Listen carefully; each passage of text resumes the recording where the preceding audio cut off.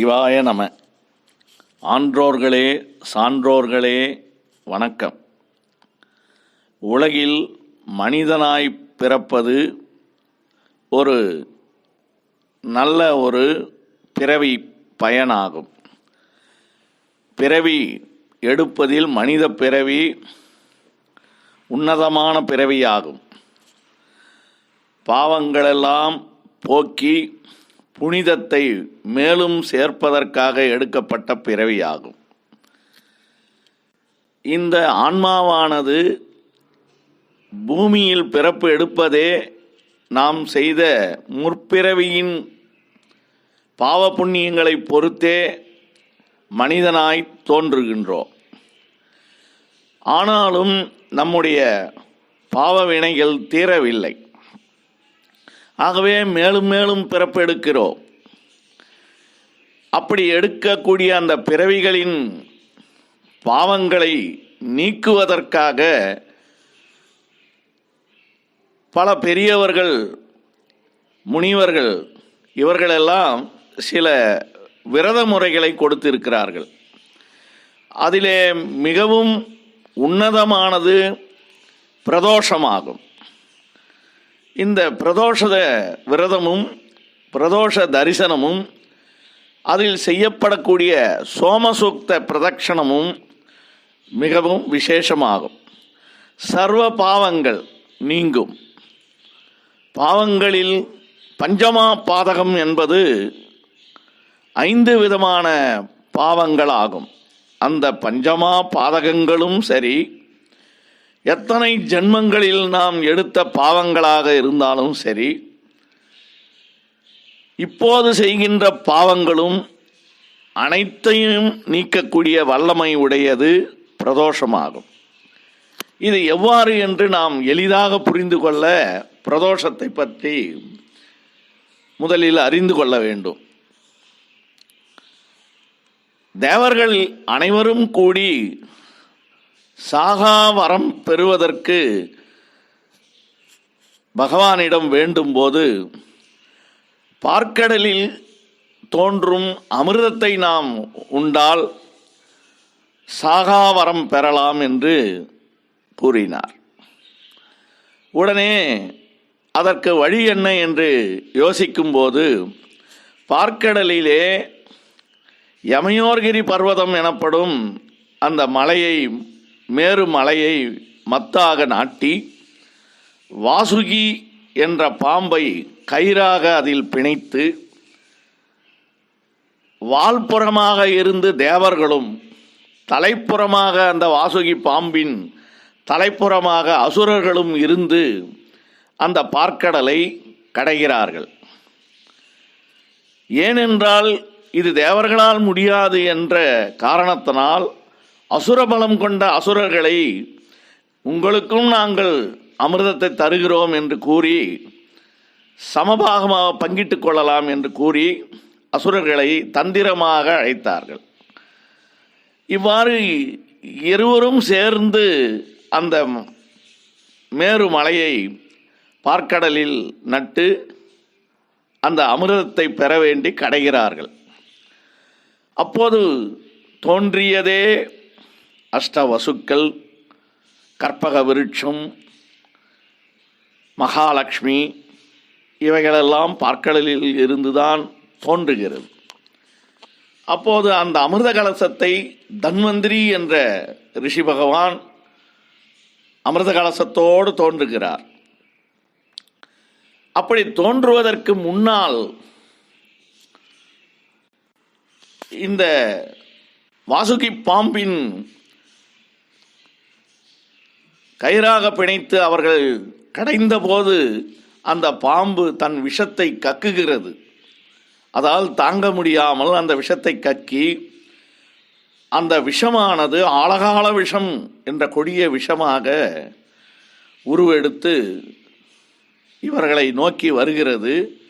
அசுரர்கள் முதற்கொண்டு தேவர்கள் வரை அதை கண்டு பயந்து ஓடுகிறார்கள். எங்கே நம்மை அழித்து விடுமோ இந்த ஆழகால விஷம் என்று ஓடுகிறார்கள்.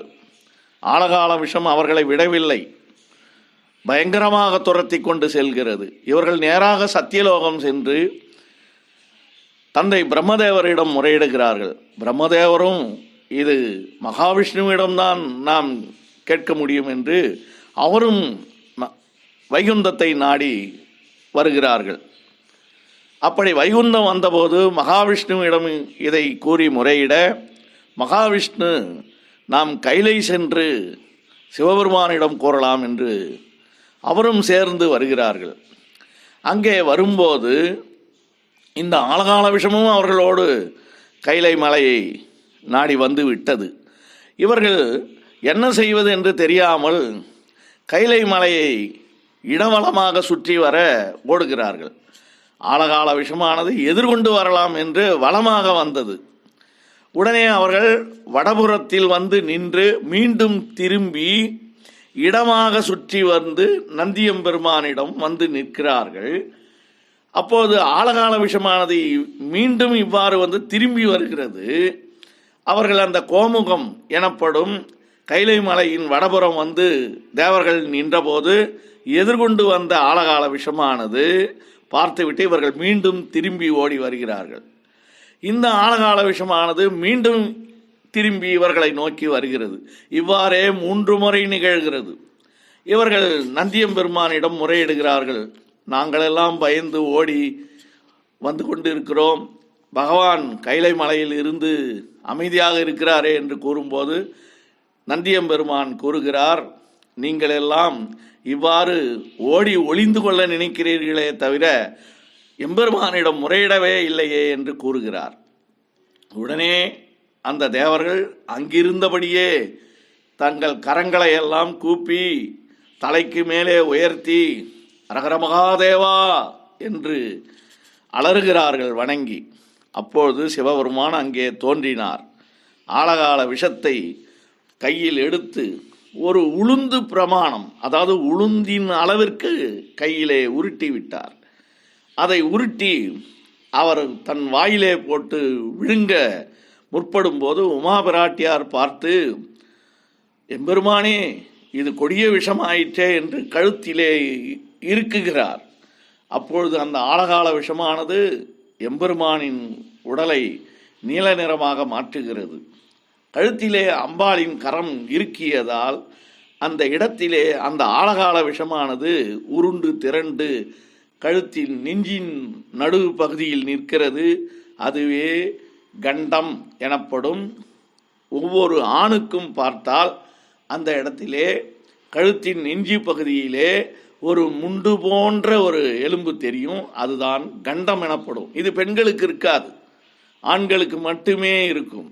அப்பொழுதுதான் நீலகண்டா என்று எம்பெருமானை வணங்கினார்கள். இவ்வாறு அந்த ஆலகால விஷத்தை உண்டு சிவபெருமான் எல்லா உலகத்தையும் மட்டுமல்ல 33 தேவர்களையும் யாவரையும் காத்து அருளினார். அது மாசி மாதம்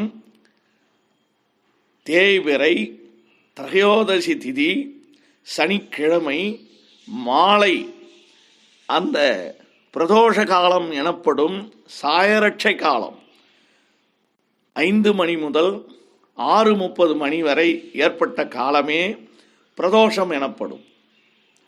இந்த பிரதோஷ காலத்தில் தேவர்கள் எவ்வாறு அந்த கைலை மலையை வணங்கினார்கள் என்பதுதான் முக்கியமாக நாம் கவனிக்க வேண்டிய விஷயமாகும்.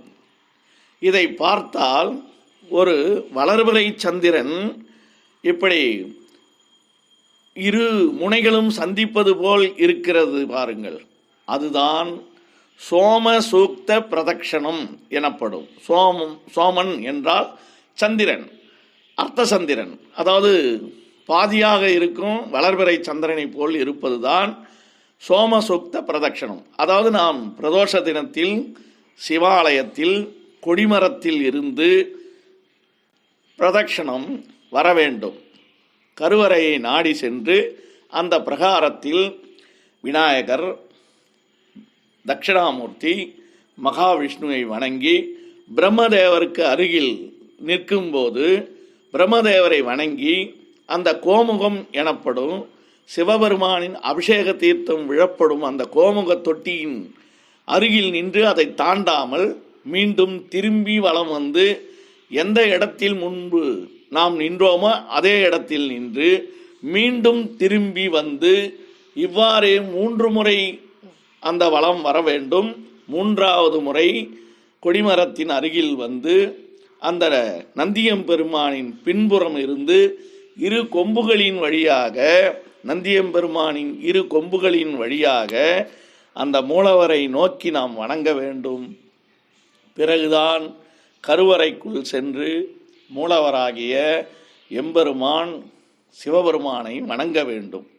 இதுவே சோமசூக்த பிரதட்சணமாகும்.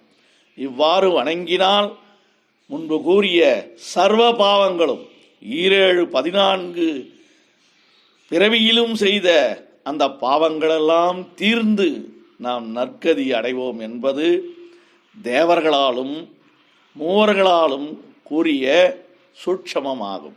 ஆகவே அந்த பிரதோஷ வலம் என்பது சோமசூக்த பிரதட்சணம் என்று கூறப்பட்டதாகும். இதை கடைபிடித்து எல்லா ஆன்மாவும் உய்வு பெற்று சிவபெருமானுடைய நல்லருளை பெற வேண்டும் என்று கூறி வணங்குகிறேன். நன்றி, வணக்கம்.